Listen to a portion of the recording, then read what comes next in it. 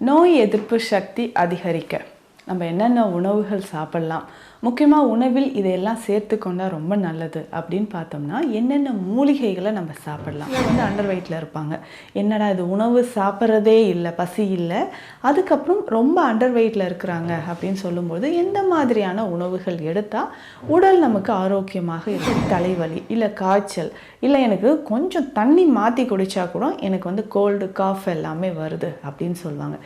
இந்த மாதிரி உடல்வாகு இருக்குன்னா பேசிக்காகவே நம்மளுடைய இம்யூன் சிஸ்டம் வீக்காக இருக்குது அப்படின்னு தான் தெரியும். வந்து சர்வரோக நிவாரணி ஒரு முக்கியமான காயகற்ப மூலிகை நம்மளோட வாழ்க்கையில் தினம்தோறும் நம்ம பயன்படுத்தக்கூடியது. சமையலாக இருக்கட்டும், ஆன்மீகம் தொடர்பாக நம்ம செய்யக்கூடிய விஷயங்களாக இருக்கட்டும், எல்லாத்துக்குமே நோய் எதிர்ப்பு சக்தி அதிகமாகும், நுரையீரல் சம்மந்தப்பட்ட பிரச்சனைகள் வராமல் இருக்கும். ரொம்ப ஈஸியாக நம்ம வீட்டில் எளிமையாக பயன்படுத்தக்கூடிய மூலிகைகள் தான்.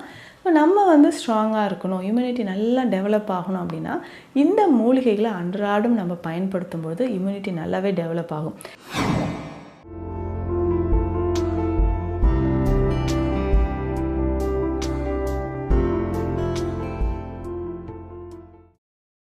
வரம் நேயர்களுக்கு வணக்கம். நான் டாக்டர் நித்யா, சித்தா ஃபிசிஷியன். நோய் எதிர்ப்பு சக்தி அதிகரிக்க நம்ம என்னென்ன உணவுகள் சாப்பிடலாம், முக்கியமாக உணவில் இதையெல்லாம் சேர்த்துக்கொண்டா ரொம்ப நல்லது அப்படின்னு பார்த்தோம்னா என்னென்ன மூலிகைகளை நம்ம சாப்பிடலாம், இல்லை கீரை வகைகள். ஸோ இதெல்லாம் சாப்பிட்டா நம்ம உடல் ஆரோக்கியமாக இருக்கும், நோய் எதிர்ப்பு சக்தி அதிகரிக்கும் அப்படின்னு சொன்னோம்னா என்னென்ன உணவுகள் அப்படின்றத நம்ம பார்க்கலாம். பொதுவாக பார்த்தோம்னா இது குழந்தைகளுக்கு அதிகமாக தேவைப்படுது அப்படின்னு சொல்லலாம். ஏன்னா குழந்தைகளை பொறுத்த வரைக்கும் சில ஏஜ் வரைக்கும், ஒரு 10 வயதோ 15 வயது வரைக்கும் ஸ்டாமினா குறைவாக இருக்கிற மாதிரி தான் நிறைய பேர் ஃபீல் பண்ணுவாங்க.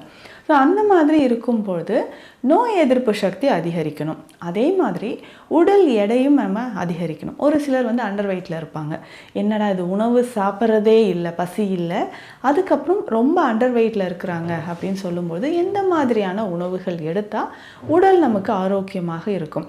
சிலருக்கு அடிக்கடி தலைவலி இல்லை காய்ச்சல் இல்லை எனக்கு கொஞ்சம் தண்ணி மாற்றி குடித்தா கூட எனக்கு வந்து கோல்டு காஃப் எல்லாமே வருது அப்படின்னு சொல்லுவாங்க. இந்த மாதிரி உடல்வாகு இருக்குன்னா பேசிக்காகவே நம்மளுடைய இம்யூன் சிஸ்டம் வீக்காக இருக்குது அப்படின்னு தான் தெரிஞ்சுக்கலாம். இந்த மாதிரி இருக்கிறவங்களுக்கு ரொம்ப ஈஸியாக தொற்றுகள் வர ஆரம்பிச்சிடும். ஸோ இன்ஃபெக்ஷன் வந்துக்கிட்டே இருக்கும், திரும்ப திரும்ப நம்ம வந்து அதுக்கான ட்ரீட்மெண்ட் எடுத்துக்கிட்டே இருப்பாங்க. சரி, இதற்கு இந்த மாதிரி அடிக்கடி உடல்நல உபாதைகள் வராமல் இருப்பதற்கு எந்த மாதிரியான மூலிகைகள் எடுக்கலாம் இதை நான் சொல்கிறேன். பேசிக்காக தினமும் பார்த்தோம்னா மஞ்சள் நம்பர் 1 அப்படின்னு சொன்னோம்னா மஞ்சள். இது வந்து சர்வரோக நிவாரணி, ஒரு முக்கியமான காயகற்ப மூலிகை நம்மளோட வாழ்க்கையில் தினம்தோறும் நம்ம பயன்படுத்தக்கூடியது. சமையலாக இருக்கட்டும், ஆன்மீகம் தொடர்பாக நம்ம செய்யக்கூடிய விஷயங்களாக இருக்கட்டும், எல்லாத்துக்குமே மஞ்சளுக்கு ஒரு ஸ்பெஷலாக ஒரு தனி இடம் இருக்குது அப்படின்னு சொல்லலாம். மஞ்சள் நம்ம பயன்படுத்தும் பொழுது, சரிங்க இந்த மஞ்சள் எப்படிங்க பயன்படுத்துறது அப்படின்னு கேட்டிங்கன்னா, நேச்சுரலாக இப்போது வீடுகள்லேயே நம்ம மஞ்சள் பொடி தயாரிக்கிறது நல்லதாக இருக்கும்.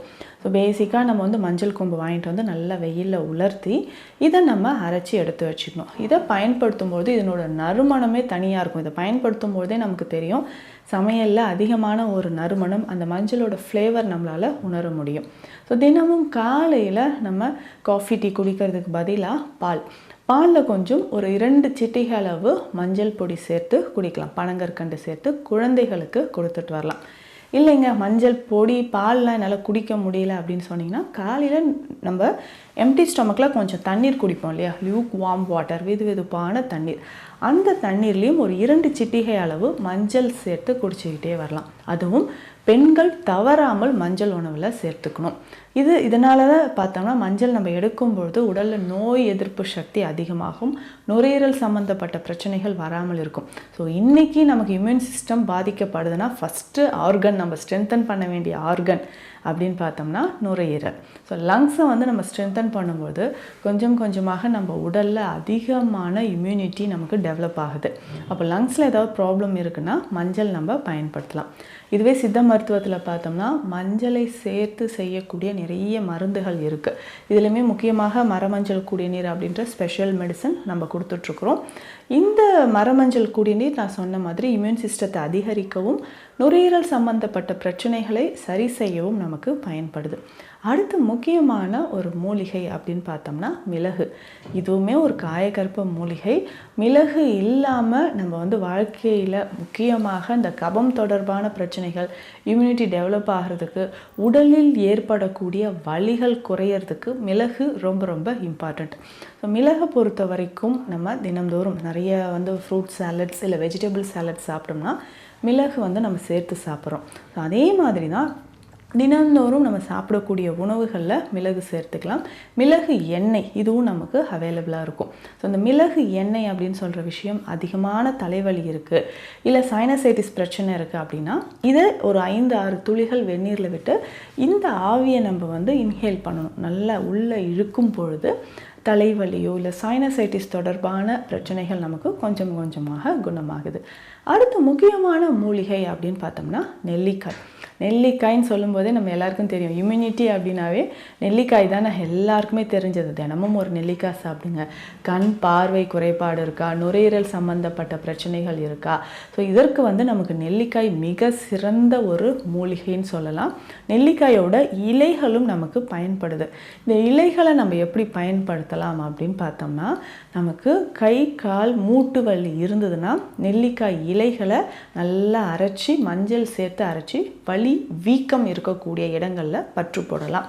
நெல்லிக்காய் இலைகளை நல்லா கொதிக்க வச்சு, நெல்லிக்காய் இலைகளோட வேப்ப இலையும் சேர்த்து நல்லா கொதிக்க வச்சு இந்த தண்ணீரில் தலைக்கு குளிக்கும் பொழுது ஹேர் ஃபால் நமக்கு குறைய ஆரம்பிக்கும். அதே மாதிரி நெல்லிக்காயை தினமும் நம்ம உள்ளுக்கு எடுத்துக்கும் பொழுது உடலில் அதிகமான சத்துக்கள் நமக்கு கிடைக்க ஆரம்பிக்கும். ஸோ சத்துக்கள் அப்படின்னு சொல்லும்பொழுது அளவுக்கு அதிகமான சத்துக்கள்னு சொல்லலாம். இம்யூனிட்டி டெவலப் ஆகுது. முக்கியமாக சுகர் லெவல் குறையிறதுக்கு நமக்கு நெல்லிக்காய் மிக சிறந்தது அப்படின்னு சொல்லலாம். தினம்தோறுமோ இல்லை வாரம் 3-4 முறையோ நெல்லிக்காய் சாறை பருகலாம்.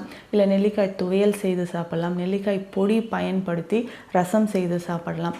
இந்த மாதிரி நம்ம உணவு முறைகளில் மாற்றம் கொண்டு வரும்போது நல்ல ஒரு இம்யூனிட்டி வந்து டெவலப் ஆக ஆரம்பிக்கும். அதற்கு அடுத்த மூலிகை, முக்கியமான ஒரு மூலிகை அப்படின்னு பார்த்தோம்னா சிற்றரத்தை. சிற்றரத்தை வந்து ஒரு நல்ல காரமான வெப்ப வீரியம் இருக்கக்கூடிய ஒரு மூலிகை.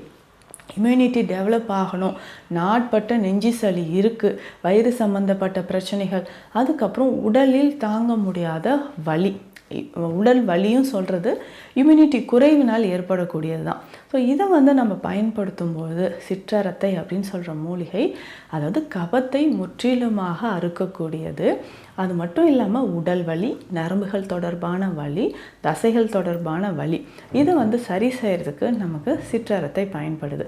ஸோ இதுவுமே ஒரு சிட்டிகை அளவு பயன்படுத்தலாம். பாலில் கலந்தோ இல்லை தண்ணீரில் கலந்தோ இல்லை தேனில், குழந்தைகளுக்கெல்லாம் நல்லா பசி எடுத்து சாப்பிட்றதுக்கு நம்ம தேன், ஸோ தேனில் ஒரே ஒரு சிட்டிகை அளவு எடுத்து ஒரு பிஞ்ச் எடுக்கிறோம், ஒரு 4-5 துளி தேன் விட்டு கலந்து குழந்தைகளுக்கு தினம்தோறும் ஒரு வேளை நம்ம கொடுத்துக்கிட்டே வரும்பொழுது உடலில் அதிகமான இம்யூனிட்டி அப்படின்றது டெவலப் ஆக ஆரம்பிக்கும்.